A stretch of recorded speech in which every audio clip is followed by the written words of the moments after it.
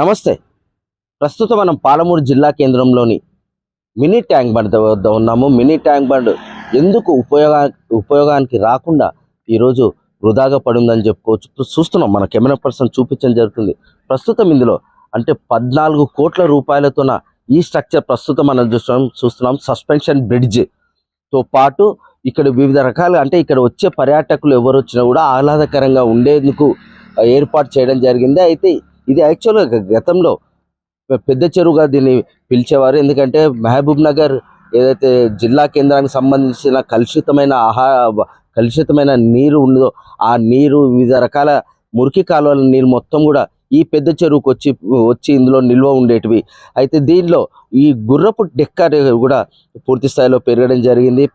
గతంలో చూసాము మనం, గత ప్రభుత్వ హయాంలో దీని రూపురేఖలు మార్చేందుకు ప్రయత్నాలు కొనసాగినప్పటికీ కూడా సరైన ఆకారం రాలేకపోయిందని చెప్పుకోవచ్చు. ప్రస్తుతం ఎందుకు 14 కోట్లు వీటికి పూర్తి స్థాయిలో ఈ స్ట్రక్చర్ రానికే చూస్తున్న సస్పెన్షన్ బ్రిడ్జ్.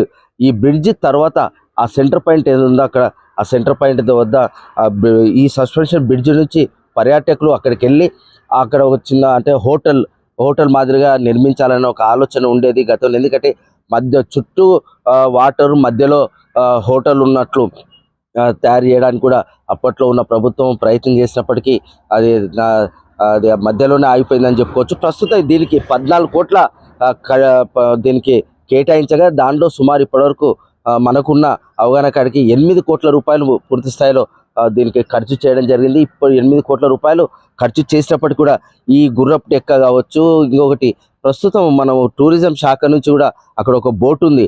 ఆ బోటు ఇంతవరకు కూడా అంటే ఇంజన్ లేకపోవడంతో ఆ బోటు నడుస్తలేదని కూడా దాన్ని ఎవరైతే టూరిజం శాఖకి సంబంధించిన వ్యక్తి ఉన్నాడో ఆ వ్యక్తి చెప్పడం జరుగుతుంది.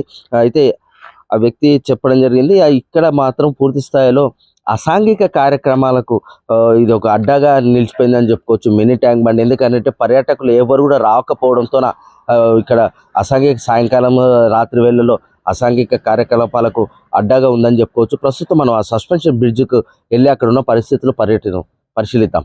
ప్రస్తుతం మనం ఇదైతే సస్పెన్షన్ బ్రిడ్జ్ ఉందా, సస్పెన్షన్ బ్రిడ్జ్ పైన ఉన్నాము, చూపిస్తున్నాం మన కెమెరా పర్సన్.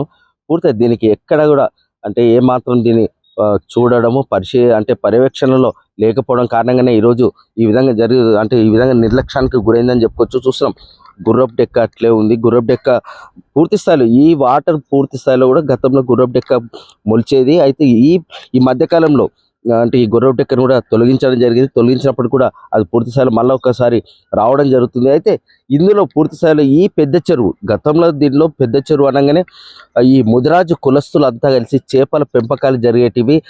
వాళ్ళ కమ్యూనిటీకి సంబంధించిన వాళ్ళంతా చేపల పెంపకాలు జరిగేవి.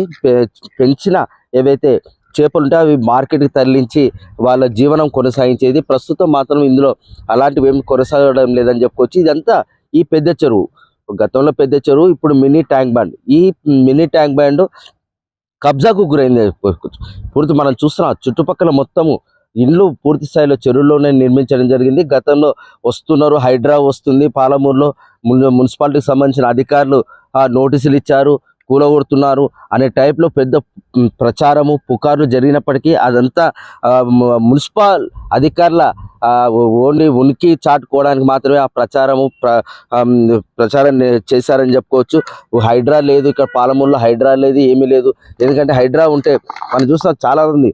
ఎఫ్టీఎల్లో ఏదైతే కాలేజీలు ఉన్నాయి, ఇక్కడనే కాలేజీలు, ఎఫ్టీఎల్లో అదేవిధంగా ఇండ్లు ఉన్నాయి. ఈ చెరువు మధ్య భాగంలో కూడా కొందరు ప్లాట్లు కూడా కొనుగోలు చేసిన పరిస్థితి ఉంది. ఇప్పటి వరకు సుమారు 8 కోట్ల రూపాయలు ఖర్చు అయినప్పటికీ 8 కోట్ల రూపాయలు ఖర్చు అయినప్పటికీ కూడా ఇప్పటికి కూడా ఇది ప్రజలు అంటే ఎవరైతే పర్యాటకులు ఉంటారో ఆ పర్యాటకులు ఇక్కడికి వచ్చి సాయంకాలం వేళ కుటుంబీకులు వాళ్ళందరూ కలిసి ఇక్కడికి వచ్చి కాసేపు సేద తీరే పరిస్థితి లేదు.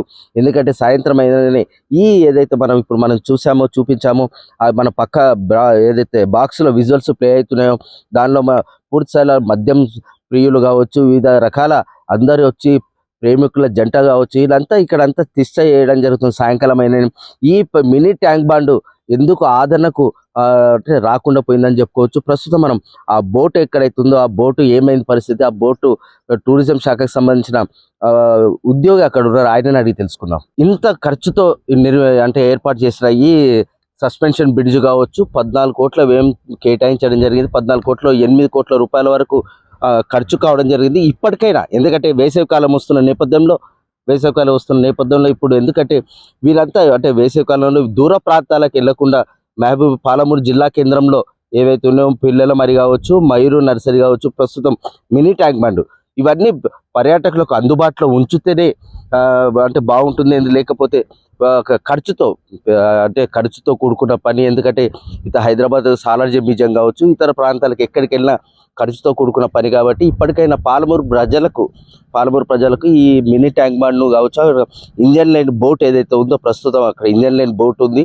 అందులో పనిచేస్తున్న టూరిజం సంబంధించిన ఎవరైతే యువకుడు ఉన్నాడో అతను కూడా నెలకు శాలరీ ఇస్తున్నారు. శాలరీ ఇస్తున్నప్పటికీ కూడా ఆ ఇంజన్ లేకపోవడంతో ఆ బోటు నిర్వీర్యంగా ఉంది ప్రస్తుతం. ఎందుకంటే వేసవికాలంగా రాబోతుంది, ఎందుకంటే పిల్లలందరూ ఎగ్జామ్స్ రాసి పరీక్షలు రాసి సెలవులు రాబోతున్న నేపథ్యంలో ఈ మినీ ట్యాంక్ బండ్ను పర్యాటకులకు అందుబాటులోకి తెస్తే, ఎందుకంటే సాయంకాలం వేళలో సేద తీరడానికి కోసం పెద్దవాళ్ళు కావచ్చు, చిన్నవాళ్ళు కావచ్చు, పిల్లలు కావచ్చు, ప్రతి ఒక్కరూ ఆ బోట్లో తిరిగి అదేవిధంగా చూస్తాం. ఈ సస్పెన్షన్ కూడా అక్కడ ఏదైతే ఓపెన్ ప్లేస్ ఉందో ఆ ఓపెన్ ప్లేస్లో హోటల్ నిర్మించి ఇందులోకి వెళ్ళి పర్యాటకులు పర్యటించి అక్కడికి వెళ్ళి ఆ హోటల్లో అంటే స్నాక్స్ ఏమైనా తీసుకొని మళ్ళీ రిటర్న్ బ్యాక్ ఈ సస్పెన్షన్ మీదుగా వచ్చి వెళ్ళాలని ఒక ఆలోచన గతంలో అది చేసిండ్రు. ప్రస్తుతం మాత్రం ఎవరైతే పర్యాటక శాఖ మంత్రులో ఎక్సైజ్ శాఖ మంత్రులో జూపల్లి కృష్ణారావు మాత్రం కూడా దీనిపైన పాలమూరు జిల్లా కేంద్రం పైన కూడా శ్రద్ధ చూపట్లేదని కూడా మనం చెప్పుకోవచ్చు. ఎందుకంటే తను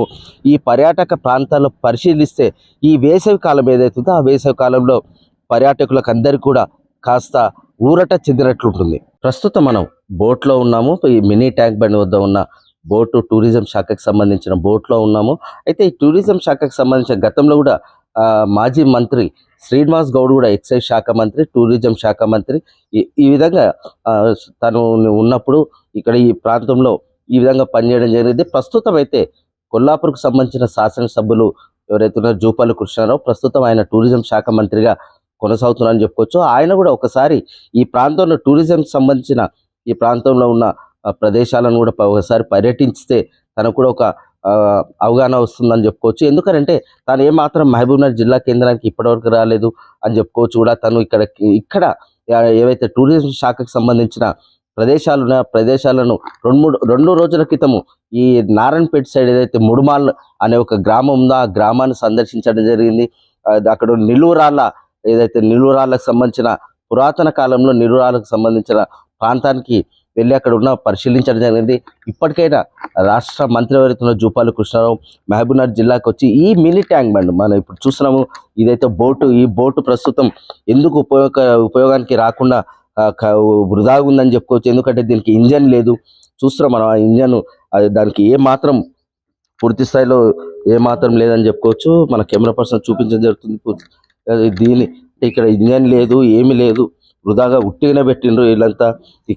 ఇదంతా ఉత్తది ఇదన్నీ పరిస్థితి. అంటే ఈ విధంగా ఉన్న పరిస్థితి ఇటువంటి ఉన్నప్పుడు పర్యాటకులు ఎందుకు వస్తారు ఇక్కడికి?